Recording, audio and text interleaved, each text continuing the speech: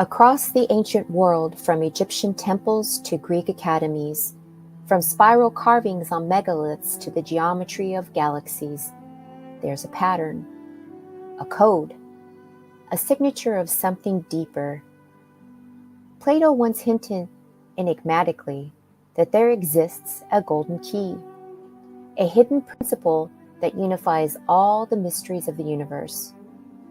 What if that key was not a myth, but a mathematical reality, a divine proportion written into the very structure of nature, art, music, and consciousness itself?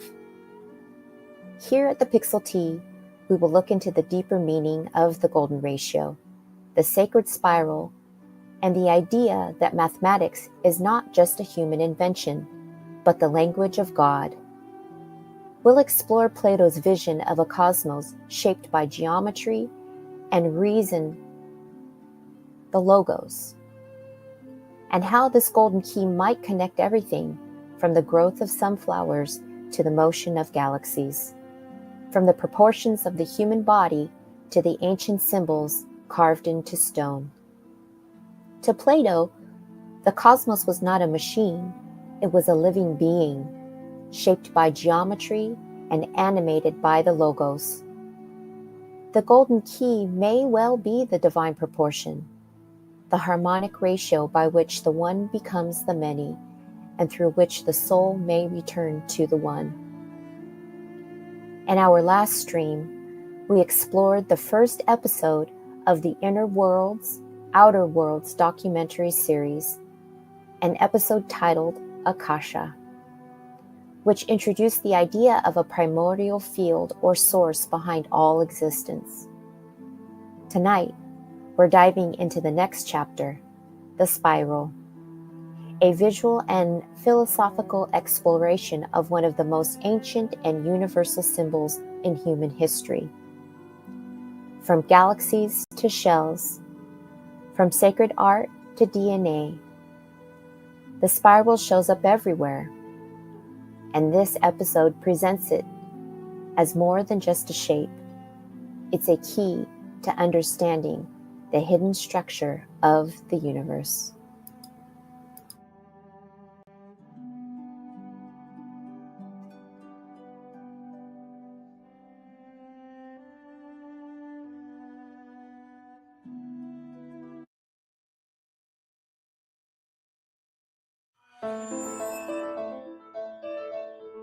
The Pythagorean philosopher Plato hinted enigmatically that there was a golden key that unified all of the mysteries of the universe. It is this golden key that we will return to time and again throughout our exploration. The golden key is the intelligence of the Logos, the source of the primordial Om. One could say that it is the mind of God. With our limited senses, we are observing only the outer manifestation of the hidden mechanics of self-similarity. The source of this divine symmetry is the greatest mystery of our existence. Many of history's monumental thinkers, such as Pythagoras, Kepler, Leonardo da Vinci, Tesla, and Einstein, have come to the threshold of the mystery. Einstein said, "The most beautiful thing we can experience is the mysterious. It is the source of all true art and science. He to whom this emotion is a stranger, who can no longer pause to wonder and stand wrapped in awe, is as good as dead. His eyes are closed." We are in the position of a little child entering a huge library filled with books in many different languages. The child knows someone must have written those books. It does not know how. It does not understand the languages in which they are written. The child dimly suspects a mysterious order in the arrangement of the books, but doesn't know what it is. That, it seems to me, is the attitude of even the most intelligent human being toward God. We see a universe marvelously arranged and obeying certain laws, Our limited minds cannot grasp the mysterious force that moves the constellations. Every scientist who looks deeply into the universe, and every mystic who looks deeply within the self, eventually comes face to face with the same thing: the primordial spiral.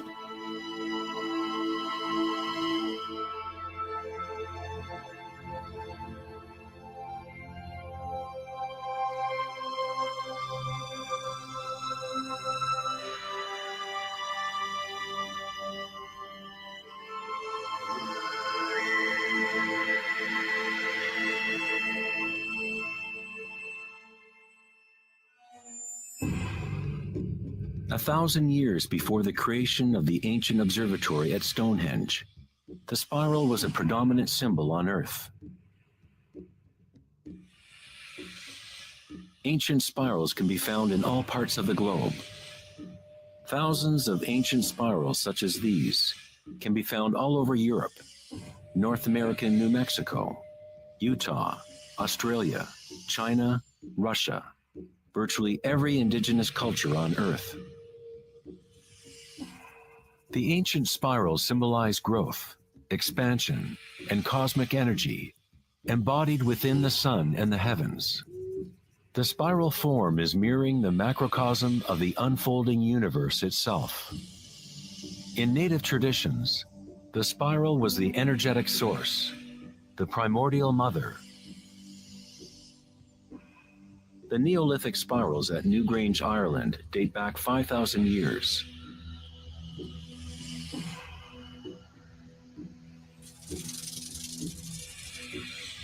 They are 500 years older than the Great Pyramid of Giza, and they are just as enigmatic to modern observers. The spiral goes back to a time in history when humans were more connected to the Earth, to the cycles and spirals of nature, a time when humans were less identified with thoughts. The spiral is what we perceive to be the torque of the universe.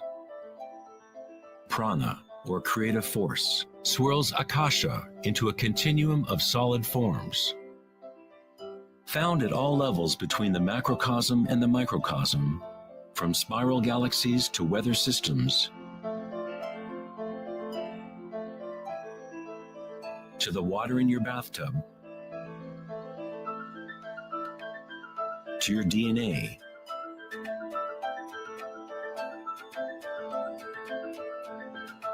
to the direct experience of your own energy. The primordial spiral is not an idea, but rather that which makes all conditions and ideas possible. Various types of spirals and helices are found throughout the natural world. Snails, sea coral,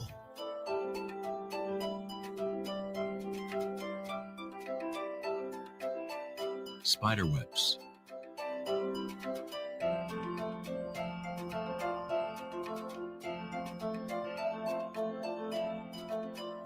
fossils,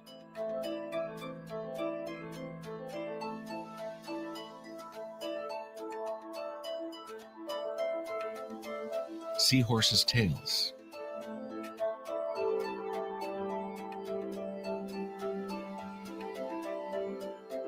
and shells.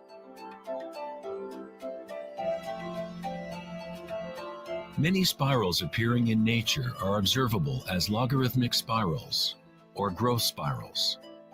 As you move out from the center, the spiral sections get exponentially larger.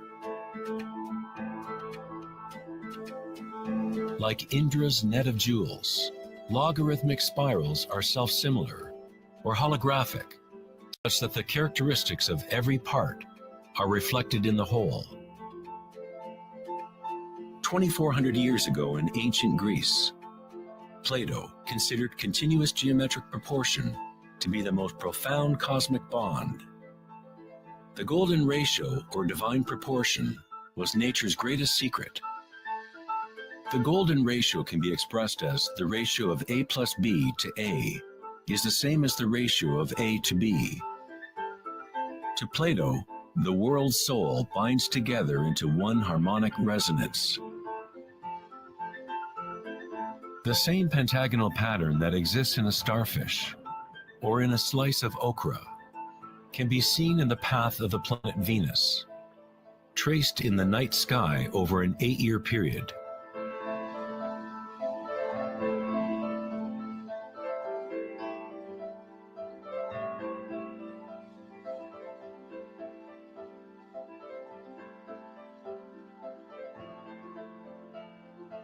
The intelligible world of forms above and the visible world of material objects below through this principle of geometric self-similarity.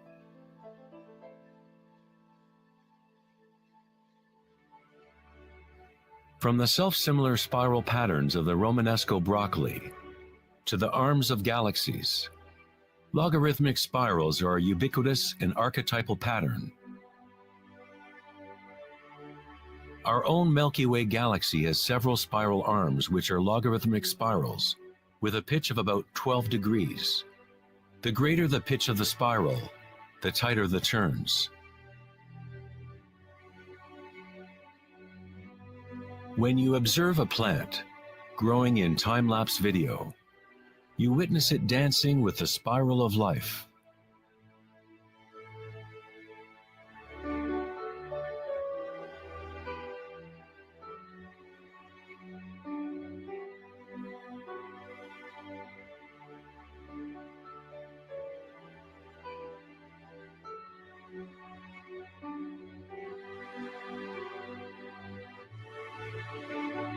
A golden spiral is a logarithmic spiral that grows outward by a factor of the golden ratio.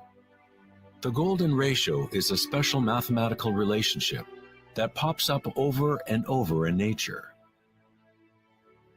The pattern that is observable follows what is called the Fibonacci series, or Fibonacci sequence.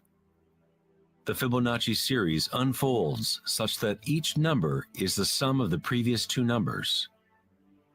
The German mathematician and astronomer Kepler discovered that self-similar spiral patterns are observable in the way leaves are arranged on stems of plants, or in the floret and petal arrangements of flowers. Leonardo da Vinci observed that the spacing of leaves was often in spiral patterns. These patterns are called phyllotaxis patterns, or leaf arrangement patterns.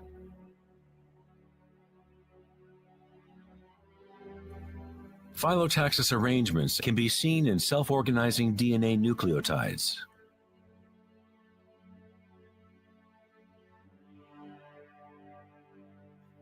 And in everything from the family trees of reproducing rabbits to pine cones, cacti, to snowflakes, and in simple organisms such as diatoms. Diatoms are one of the most common types of phytoplankton, single-celled organisms that provide food for countless species throughout the food chain.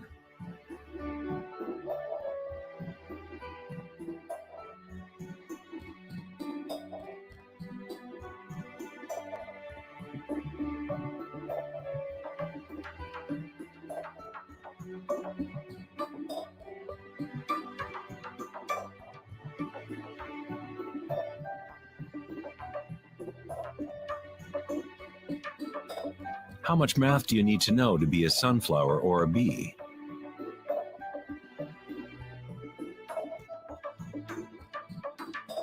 Nature doesn't consult the physics department to grow broccoli.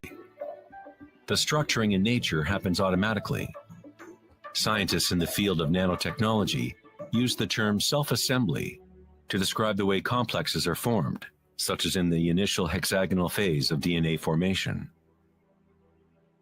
In nanotechnology engineering, carbon nanotubes are comprised of a similar arrangement of materials. Nature does this type of geometry over and over, effortlessly, automatically, without a calculator. Nature is precise and extremely efficient. According to the famous architect and author Buckminster Fuller, these patterns are a function of time-space. DNA and honeycomb are the shape that they are for the same reason a bubble is round. It is the most efficient shape, requiring the least amount of energy. Space itself has shape and allows only certain configurations for matter, always defaulting to what is most efficient. These patterns are the strongest and most efficient way to build architectural structures, such as geodesic domes.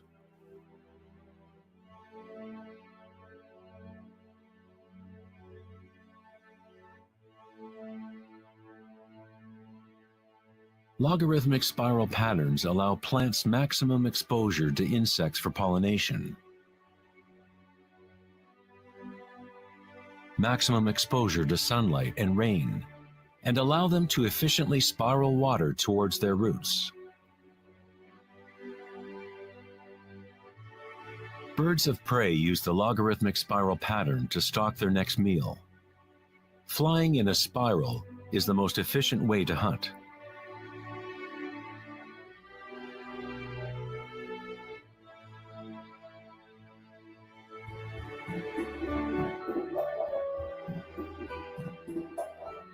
One's ability to see the spiral of life dancing Akasha into material form is related to one's ability to see beauty and symmetry in nature.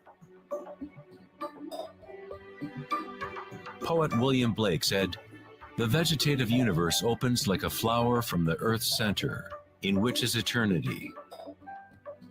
It expands from stars to the mundane shell, and there it meets eternity again, both within and without."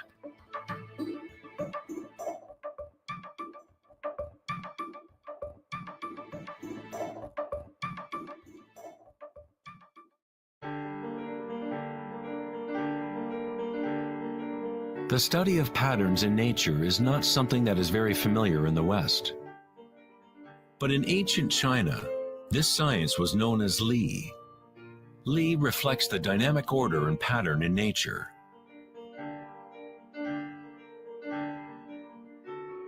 But it is not pattern thought of as something static, frozen, or unchanging, like a mosaic. It is dynamic pattern as embodied in all living things.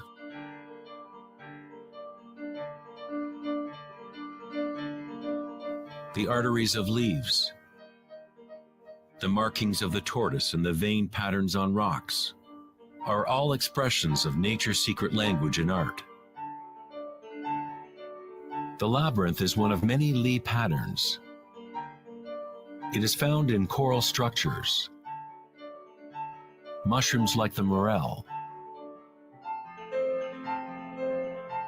cabbages, and in the human brain. The cellular pattern is another common form in nature. There are a myriad of different cellular structures, but all have a similar orderliness defined by their purpose and function.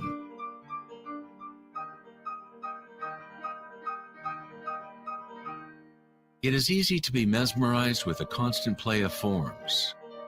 But what is most interesting is that certain archetypal forms seem to be woven into the fabric of nature at all. The branching pattern is another Li pattern, or archetypal pattern, that is observable at all levels and all fractal scales.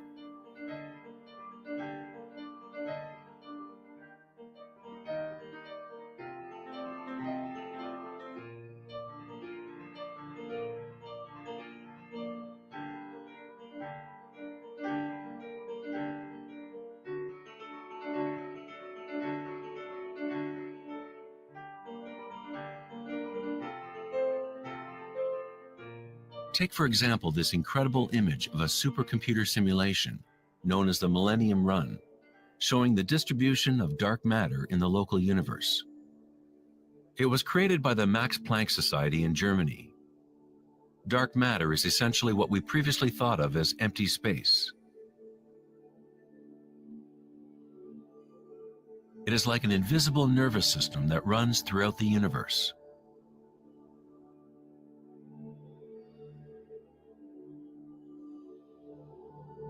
The universe is literally like a giant brain, It is constantly thinking, using a type of dark or hidden energy that science is only starting to understand. Through this immense network, unfathomable energy moves, providing the momentum for the expansion and growth of the universe.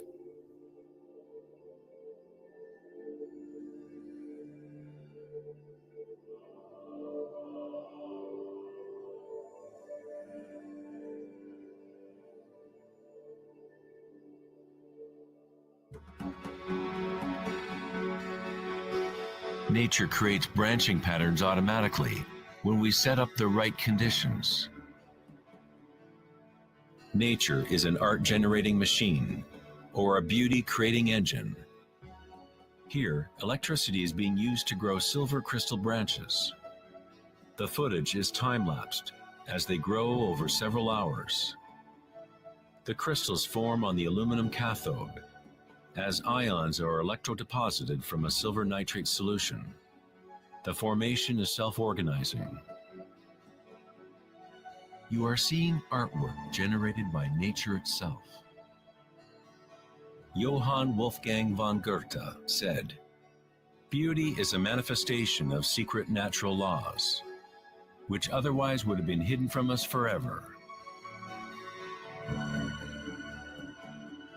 In this sense, everything in nature is alive, self-organizing. When higher voltage is used, the fractal branching becomes even more obvious. This is happening in real time.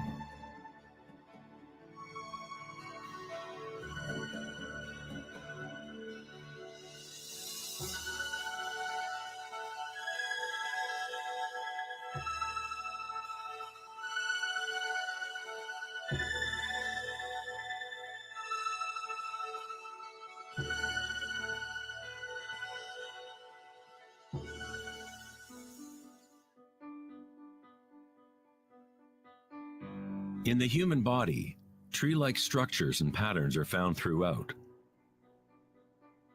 There are, of course, the nervous systems that Western medicine knows about.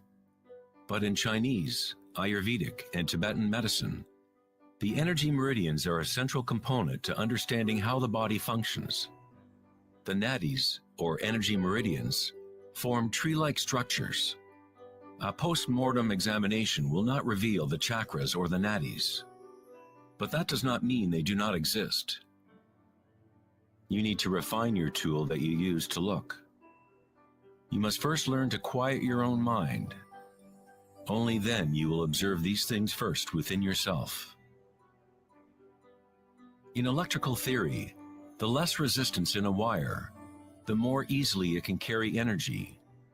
When you cultivate equanimity through meditation, it creates a state of non-resistance in your body. Prana, or chi, or inner energy, is simply your inner aliveness. What you feel when you bring your consciousness within the body. The subtle wires within your body that carry prana, the nadis, become able to move more and more pranic energy through the chakras. Your wiring becomes stronger as you use it, as you allow energy to flow. Wherever consciousness is placed, chi or energy will begin to flow and physical connections blossom. Within the brain and nervous system, physical wiring patterns become established by repetition. By continually placing your attention within and lowering resistance to the sensations you are experiencing, you increase your energetic capacity.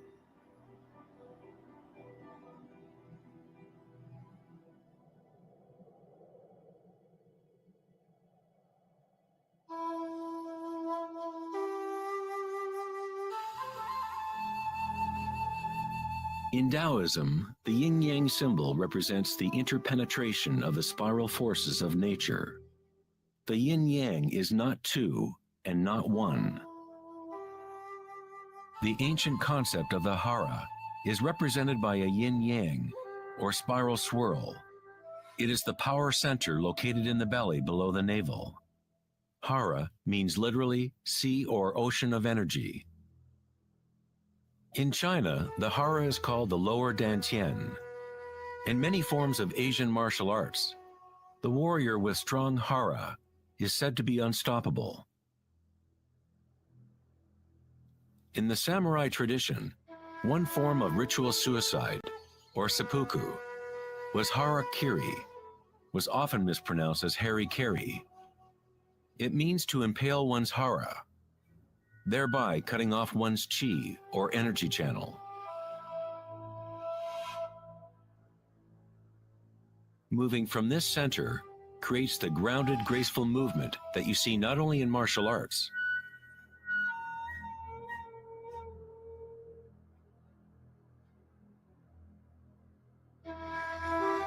but in great golfers, belly dancers,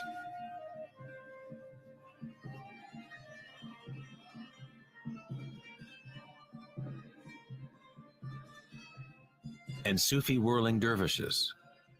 It is the cultivation of single-pointed, disciplined consciousness that is the essence of hara, the stillness in the eye of the hurricane.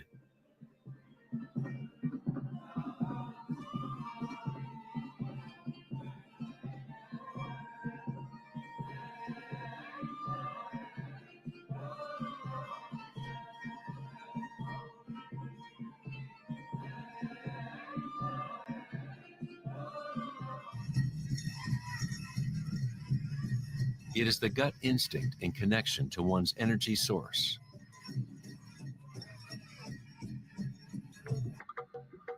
A person with good hara is connected to the earth and to the intuitive wisdom that connects all beings.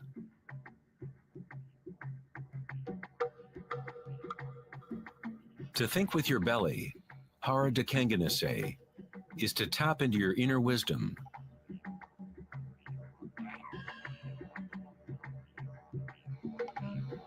The ancient Australian Aborigines concentrated on the same area, just below the navel, where the cord of the great rainbow serpent lay coiled. Again, a representation of the evolutionary energy in humankind. It is no accident that it is in the hara where new life begins.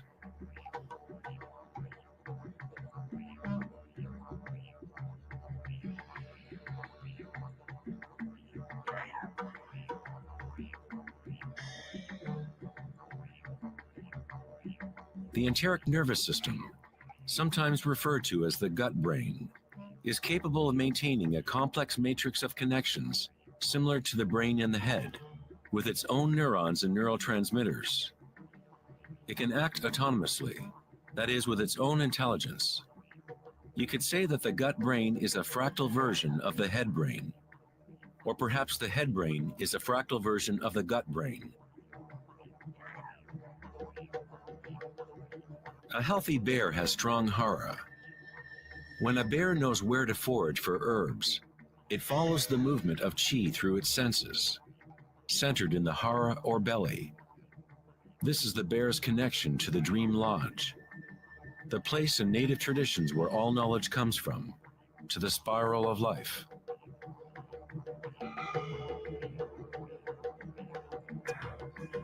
But how did ancient peoples know about the spiral, if modern science is just now starting to recognize its significance?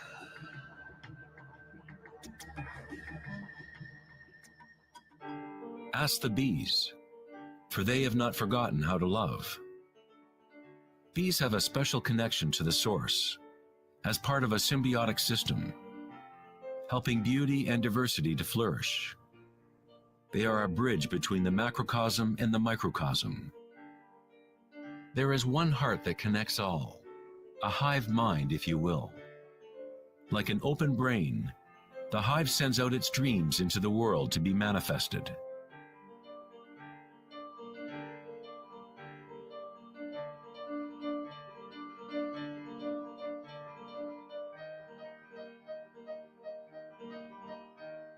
In nature, many creatures know how to act in unison, to move with one spirit, one direction.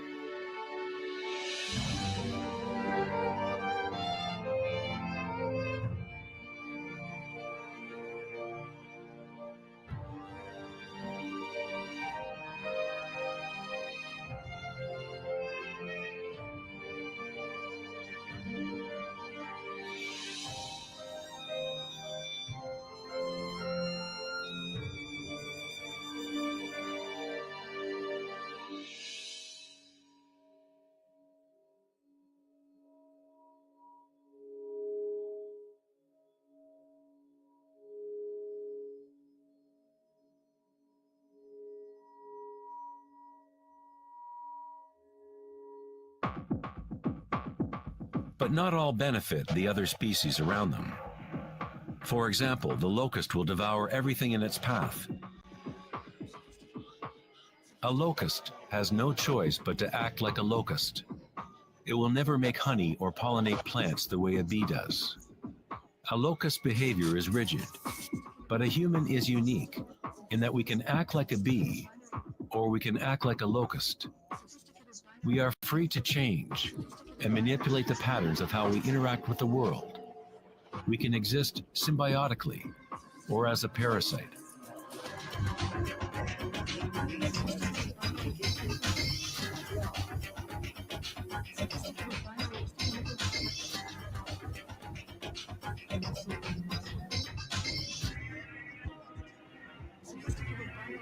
Today, humans try to understand the spiral with the rational mind.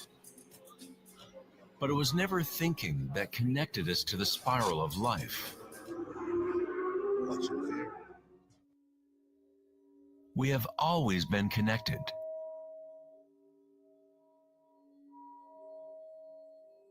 Thinking has been what keeps us in the illusion of separateness within our own identities. Thinking is the creation of separateness, the experience of limitation. The more we align with thought, the more removed we become from the source. Ancient cultures that were less thought-oriented aligned themselves with the spiral in a more direct and personal way than we do today. In ancient India, Kundalini is a representation of one's inner energy, which moves in snake-like or helix-like pattern up the spine. In the ancient yogic traditions of India, the inner worlds of people at that time were comparable to those of Hara-centered cultures. To balance the power of the spiral with the stillness of your witnessing consciousness is to align with your full evolutionary potential, to blossom into the unique multifaceted being you were designed to be. Ida, the feminine or moon channel, is connected to the right brain, and Pingala, the masculine or sun channel, connected to the left brain. When these two channels are in balance, energy flows up a third channel, Sushumna, along the center of the spine, energizing the chakras and unlocking one's full evolutionary potential. The word chakra is an ancient Sanskrit word meaning energy wheel.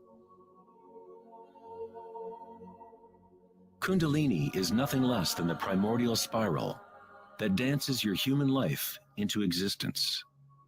It is a different order of energy than we normally understand, like a bridge from gross matter to the most subtle energies. You are that bridge. Kundalini is not energy that can be forced by will, effort, and friction. It is analogous to growing a flower. All we can do as good gardeners is prepare the soil in proper conditions and let nature take its course.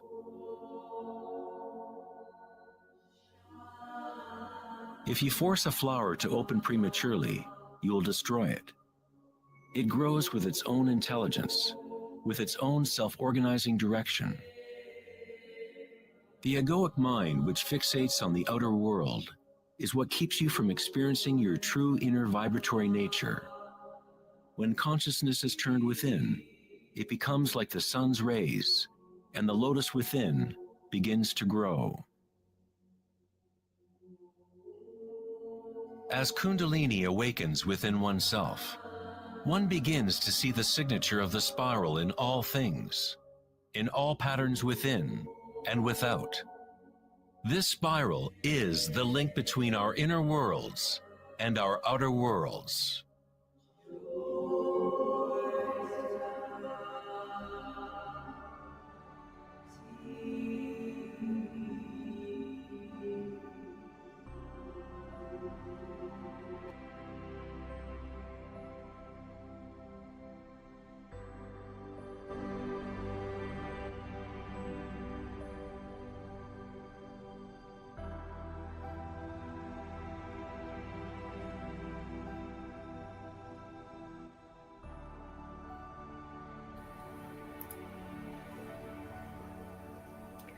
I've always been fascinated by magnetism, not just as a force in physics, but as something deeply tied to the very fabric of creation.